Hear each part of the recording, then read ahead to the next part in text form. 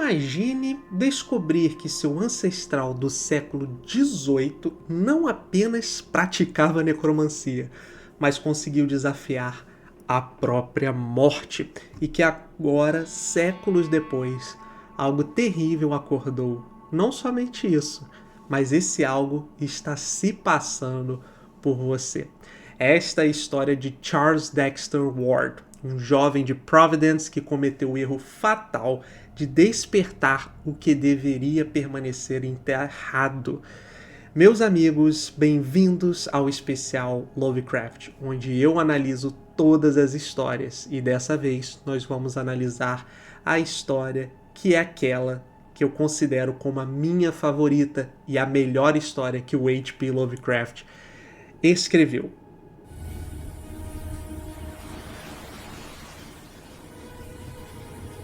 Olá, seja bem-vindo, seja bem-vinda ao meu canal.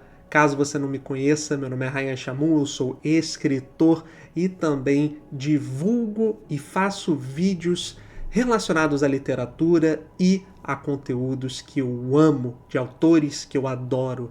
Se você não me conhece, eu tenho uma playlist especial chamada Lovecraft, justamente onde eu analiso todas as histórias, então você não vai achar isso em outro lugar na internet, eu tenho certeza. Aqui você vai ver desde resumos detalhados, impressões, resenhas, então não se esqueça de se inscrever antes da gente começar. Mas, sem mais delongas, vocês estão aqui para ver o que é essa narrativa de Charles Dexter Ward, o que tem de tão especial nessa história. Para isso, você vai ter que ficar até o final. Mas, sem mais delongas, vamos lá. O que acontece? O que torna essa narrativa tão boa? Primeiro de tudo, vamos levar em consideração, como eu faço em todos os vídeos, justamente o ano em que ela foi publicada. Eu tenho uma edição aqui, como vocês podem ver, essa edição é da editora Pandorga, tá? Foi na primeira edição que eu li, porém, esse selo Cronos de terror dele, porém, a primeira, como eu posso dizer, a primeira impressão que eu tive dele, na verdade não foi boa, justamente pelo tamanho, galera. Essa foi uma das maiores histórias que o H.P. Lovecraft escreveu, também considerado um romance. Isso mesmo, se você acha que o H.P. Lovecraft escrevia somente contos, grande parte do trabalho dele é, de fato, contos que ele escrevia para publicar nas revistas, né? Nas revistas Pulp, também conhecida como Weird Tales, né? Uma das mais famosas. Mas esse aqui, infelizmente, não foi publicado em vida, o autor estava desenvolvendo. Ela começa a ser escrita no comecinho ali de deixa eu dar uma olhada aqui, 1927, porém ela só é publicada póstumamente, lá para 1940, tá bom, pessoal?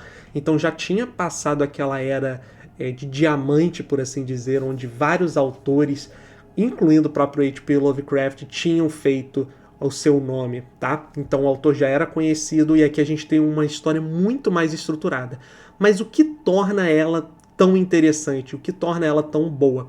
Acho que a primeira coisa que a gente tem que levar em consideração é justamente os personagens principais. Então a gente tem o Charles Dexter Ward, que é uma figura muito excêntrica, que é uma constante de todos os personagens do Lovecraft. São pessoas que estão, de um modo ou de outro, atreladas à academia, atreladas a, como eu posso dizer, o intelectual. É através disso que o autor constrói o seu horror e parece que neste romance Lovecraft entendeu muito bem como estruturar a narrativa do ponto de vista de quem está presenciando, ou seja, quem está sendo vítima do destino, e também as outras personagens que de um modo ou de outro são envolvidos no conflito. Uma outra coisa que me chama muito a atenção nesse livro é que, eu não sei se você já viu, né? Pelo menos acaba sendo bem famoso esse mantra do Lovecraft, que é justamente a de que as histórias dele são muito lentas, galera. Isso mesmo, e eu concordo, porém, o que a maior parte das pessoas esquece ao criticar esse tipo de narrativa é que o Lovecraft faz isso de propósito, ele cadencia justamente para a construção de um clímax. hoje, do ponto de vista moderno, já soa um pouco além da conta, digamos assim, esse cadenciar. Mas, à época, isso era um tanto quanto charmoso, atraente. Não é à toa que essas histórias, entre aspas, lentas, inclusive eram aceitas para revistas, em que supostamente histórias curtas eram o foco. Então, aqui a gente tem uma combinação, porque além de ter uma história muito longa, a gente tem uma história recheada de conflito e ações. Todos os personagens envolvidos, de um modo ou de outro, sejam eles os protagonistas e os antagonistas, eles enfrentam os horrores de uma maneira muito ativa. Então o que é interessante é que desde o começo da narrativa a gente já é colocado nos pés da experiência Lovecraftiana. Então esses são os personagens principais. Em 1928, Charles Dexter Ward de Providence é obcecado pelo misterioso Joseph Curwen, que é seu ancestral. Ele pratica ritos ocultos no século XVIII, isso mesmo. Mas como é que começa a história de fato? Vamos lá. Para entender essa maldição de Charles Ward, a gente precisa voltar mais de 2 séculos, justamente quando um homem de origem misteriosa chegou a Salem. Esse homem é justamente o ancestral dele, Joseph Curwen, que aparece pela primeira vez em Salem em 1692. Então, caso vocês não saibam, um paralelo, né? Salem foi onde também ocorreu. Isso não é só do ponto de vista ficcional, isso também é do ponto de vista real. Salem é onde ocorreu uma das maiores caças às bruxas, galera, isso mesmo. Pessoas que eram perseguidas pela igreja justamente por praticar feitiçaria. Então esse é Joseph Curwen. Então essa primeira parte diz respeito, né? Primeiro, obviamente, o personagem ele vai redescobrindo aquela coisa que a gente acompanha bem do H.P. Lovecraft, que a gente vê o personagem pegando documentos e tentando captar informações. Então essa história vai sendo remontada. Então, existe a chegada, de novo, de Joseph Curwen em Salem, o ano dos infames julgamentos das bruxas, e um detalhe perturbador é que ele parece ter cerca de 30 anos na época. Ele é descrito como alto, de aparência distinta, com olhos peculiarmente penetrantes. Apresenta-se como comerciante e alquimista, demonstrando conhecimentos vastos e inquietantes. Bom, em 1693, Curwen se estabelece em Providence, Rhode Island. Se você não sabe onde que fica Providence, basicamente Providence é justamente o lugar onde o H.P. Lovecraft morava e um local pelo qual ele era apaixonado até os seus últimos dias, então faz sentido que ele centre a história no local em que ele conhece. Ele acaba comprando propriedades, construindo uma casa na cidade e adquirindo uma fazenda em Portouche, eu acho que é assim que pronuncia, pelo menos, nas colinas ao norte. Rapidamente ele prospera nos negócios marítimos. Os seus navios viajam para portos exóticos como África Ocidental, Índias Orientais e lugares dos quais retornam com carregamentos estranhos que são levados discretamente para sua fazenda. Curwen acaba casando-se, né? Porque o que acontece? Ele percebe que as pessoas, né, em sua maioria, principalmente nos Estados Unidos pós-caça às bruxas, ainda que a gente tenha essa coisa da abertura dos portos, da tentativa de comercialização ao máximo, Estados Unidos ainda é muito fechado. Então, para a maior parte da população conservadora, atividades como essa eram vistas como, desonrosas, por assim dizer. E aí ele acaba, né, para tentar se aproximar um pouco da população, ele acaba participando de projetos sociais e casa-se com a Eliza Tillinghast, de uma família respeitável de Providence. Eles acabam tendo uma filha, Anne, e externamente é um cidadão próspero e respeitado, mas os rumores sinistros começam a circular. Então vamos lá, o que é esse rumor? E é aqui que o conto, na verdade romance, fica tão interessante. Por que esses rumores começam a circular? Bom, se ele veio de Salem, é óbvio que o Lovecraft não escolheria isso à toa, né, galera?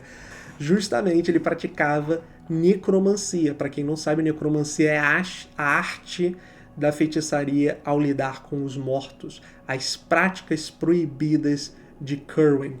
Bom, ao longo da narrativa, que é epistolar, ou seja, ela é tida através de documentos e cartas, muito do Lovecraft deixa, enquanto autor, né, deixa a gente especular. Mas é claro que ele dá pistas que são quase que certezas, digamos assim. É mais uma brincadeira do narrador, né, no caso, que é, de certa forma, o Lovecraft encarnado na persona de outros personagens, né? Mas, no geral, o que a gente tem desses relatos sinistros? Vamos lá. As pessoas notam algo profundamente perturbador, que é o fato, né, primeiro, isso é mais evidente, de que Curwen não envelhece. Década após década, enquanto seus contemporâneos ficam grisalhos e enrugados, esse cara aqui, meu amigo, parece congelado no tempo. Sempre aquele homem de 30 e poucos anos. Então, da fazenda em Pau Touché vem os relatos ainda mais inquietantes.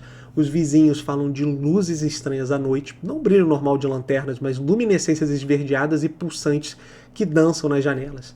Há gritos, mas não exatamente humanos, e certamente conscientes e cheios de agonia. E o fedor, um cheiro nauseante de decomposição misturado com algo químico e antinatural, que às vezes se espalha pela vizinhança quando o vento sopra na direção errada. Curwen mantém correspondência extensa com figuras igualmente suspeitas. Simon Orne, de Salem, Edward Hutchinson, de Massachusetts, e outros espalhados pela Europa. Suas cartas são escritas em códigos elaborados misturando idiomas mortos e cifras complexas. E os criados de Curwen não duram muito tempo. Eles vêm e vão rapidamente, sempre saindo pálidos e perturbados, recusando-se a falar sobre o que viram ou ouviram.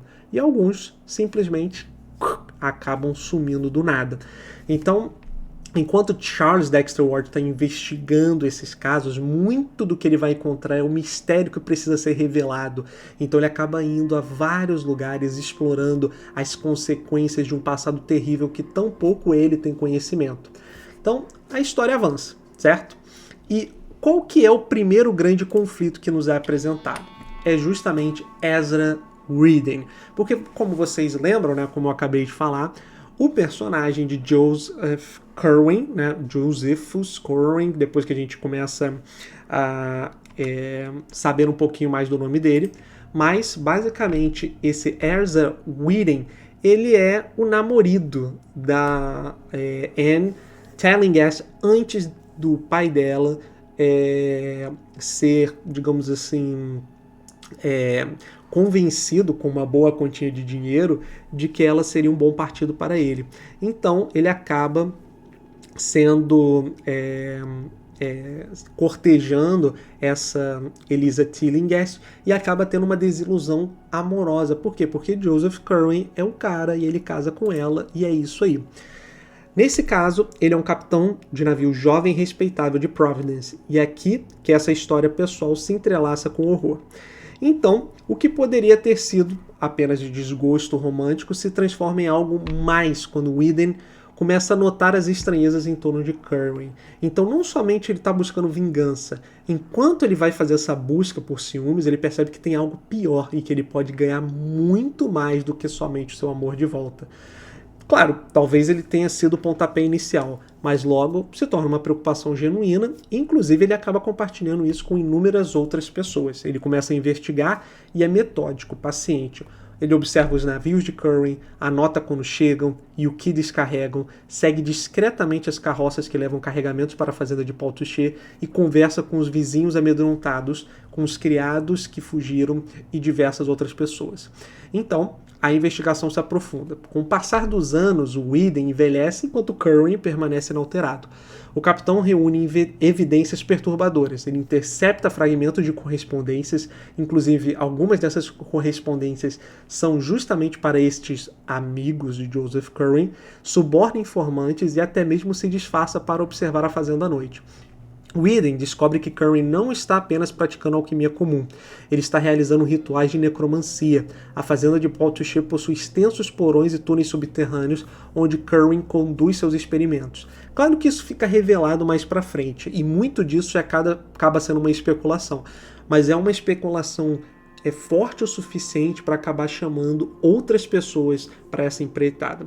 Ele acaba descobrindo, né, que essa fachada que o Joseph Curwen cria, na verdade, serve muito mais para ele mesmo conseguir manusear, digamos assim, os seus experimentos sem levantar suspeitas. Então, qual que seria o propósito? Um conhecimento, mas um conhecimento simplesmente inominável. E aqui a gente tem a conspiração final. Já que Ezra não consegue mais agir sozinho, ele contrata um amigo e depois ele acaba contatando outras pessoas, galera. E aí vem a maior treta principal, a treta que a gente chama aqui de a conspiração. O que acontece? Por volta de 1765, ele acaba aproximando-se discretamente de outros cidadãos respeitáveis de Providence que compartilham suas suspeitas. Magistrados, comerciantes, até mesmo alguns clérigos. Entre eles estão John Merritt, um advogado, Moses Brown, um comerciante quacre e vários outros homens de posição. Eles formam uma conspiração silenciosa e não podem agir abertamente, porque Curwen é poderoso, rico e tecnicamente não violou nenhuma lei explícita. Além disso,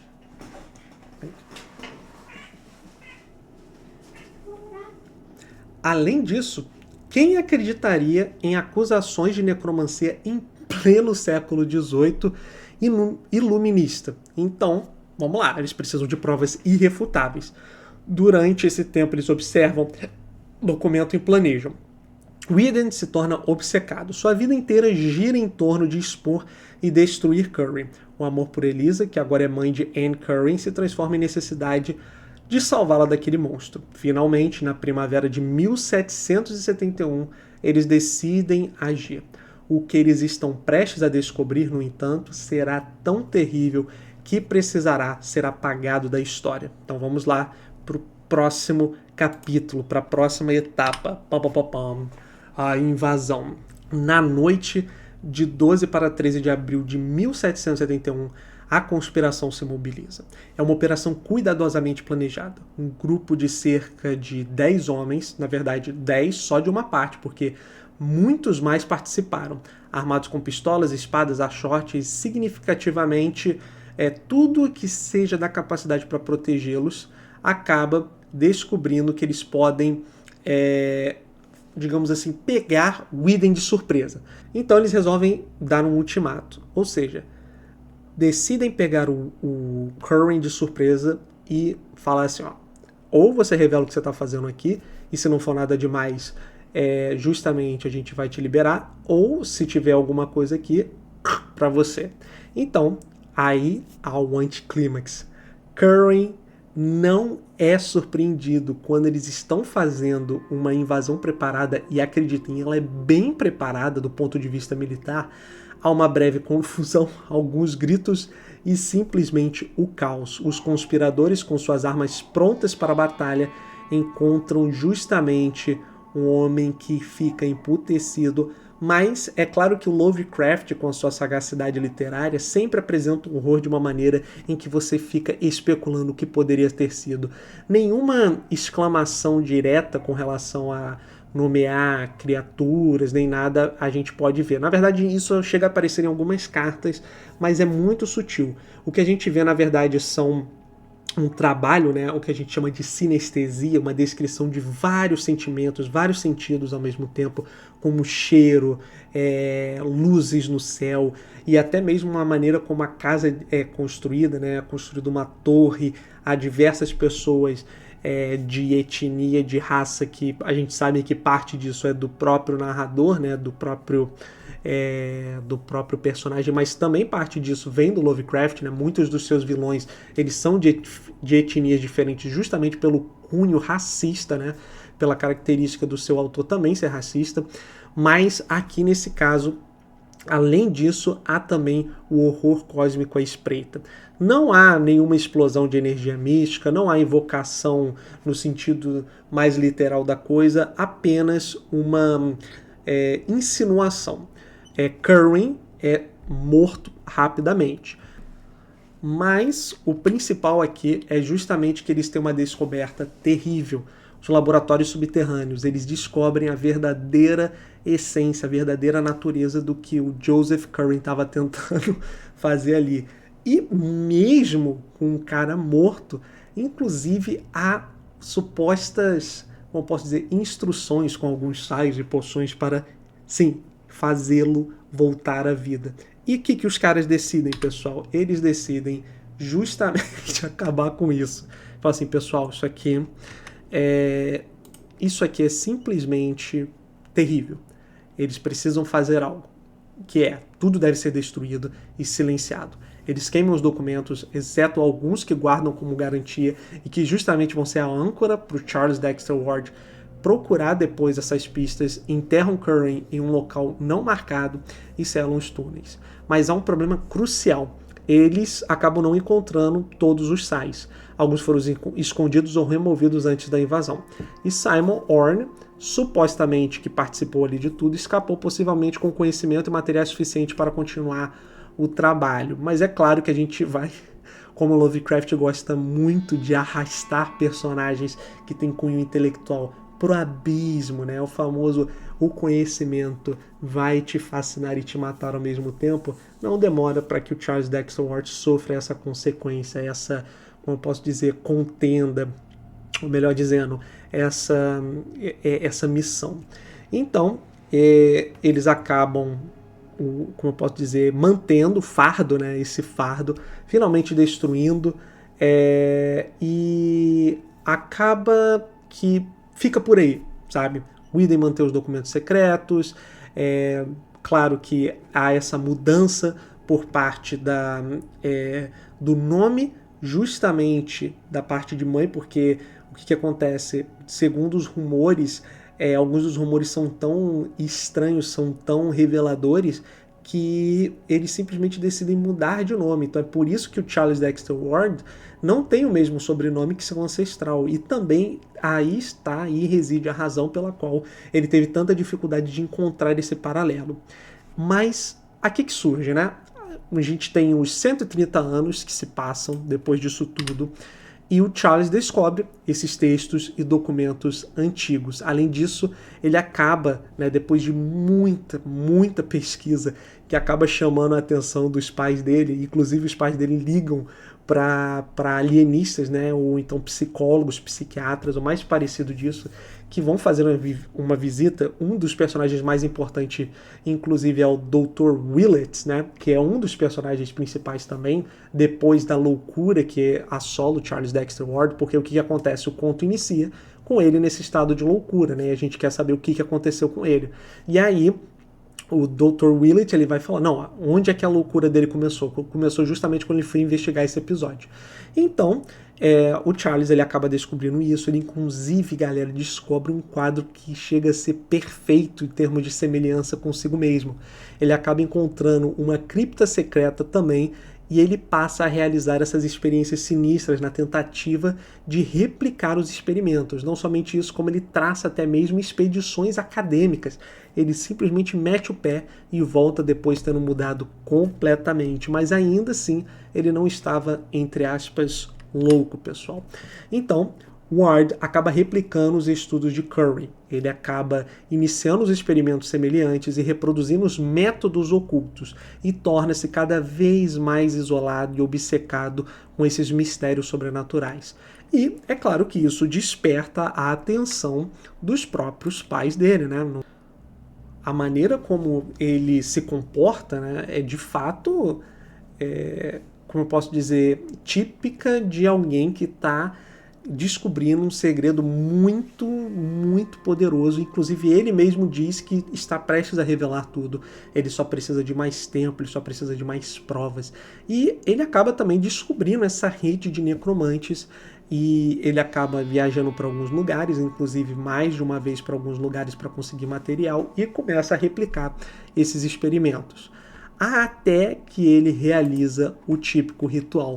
Claro que a gente não sabe por cima o que aconteceu, a gente só sabe que há uma mudança drástica de personalidade por parte dele. Então, a partir dessas redes de comunicação, das cifras com as quais eles se comunicavam e da maneira como o Dr. Willett depois vai estudar mais um pouco do caso, né? Porque o que acontece? Os personagens, né? O suposto Charles Dexter Ward, o paradeiro dele não é sabido, né? Então, o que eles fazem? O que decide ser feito? O que acontece? Nessa transformação, o Ward definha física e mentalmente, e ele acaba ressurgindo quase como uma figura cadavérica, ao ponto de que ele acaba sendo internado e o Dr. Willett acaba, digamos assim, tentando entender com ele o que está acontecendo, o que pode ser a causa desse problema. E durante essa investigação, ele vê que os experimentos secretos e a conexão com Joseph Curran são muito evidentes para não serem, né, para serem uma mera coincidência. E ele acaba fazendo uma descoberta chocante, pessoal. Willett descobre que o verdadeiro Charles Dexter Ward foi assassinado por Joseph Curran. Isso mesmo, ele foi assassinado durante a tentativa de retornar para a vida, né, fazer com que um de seus ancestrais retornasse à vida. E ele assume a identidade de Ward, ou seja, no final das contas, essa loucura, insanidade, não passava de uma tentativa de despistar as autoridades. Mas aí é que chega o papo, né? Porque ele, inclusive, acaba contatando, né, alguns desses outros bichos ruins, e ele, cara, no confronto mais hollywoodiano, ele vai em direção ao Curran, e o Ward acaba o expondo. E, inclusive, ele descobre, né, que ainda tem parte da consciência do Ward que está tentando lutar para se manter no controle. E após uma luta psicológica e ocultista intensa, Willett consegue destruir Curran. Isso mesmo, pessoal. E qual que é a consequência e conclusão? O caso de Ward é encoberto para proteger a reputação familiar. Willett permanece profundamente abalado pela experiência e pelo horror cósmico que testemunhou, e a história encerra com a advertência sobre os perigos do conhecimento proibido. Então é isso que torna essa história tão interessante. É o vai e vem, como eu posso dizer, como os personagens são arrastados pelas circunstâncias que um conhecimento proibido pode revelar, e como até mesmo o mais enérgico dos estudiosos pode se ver num caminho sem volta. Lovecraft gostava muito de fazer isso, parte, eu acredito, devido a seu próprio background acadêmico, suas frustrações acadêmicas, mas parte disso pelo puro entretenimento. Então, esse é o resumo detalhado do que eu acredito ser a melhor história do H.P. Lovecraft. É uma das minhas favoritas, é o que deixa tudo tão interessante. E mesmo sendo grande, né, para os padrões do Lovecraft, né, é pequeno para os padrões de hoje em dia, então você consegue facilmente terminar aqui. E ela é dividida em 3 partes, tá? A primeira parte tem um título de, deixa eu ver aqui, um resultado e um prólogo. A segunda parte tem o título de, a parte é antecedente horror. A terceira parte é uma busca e uma evocação. E a quarta e última parte é justamente uma mutação e uma loucura.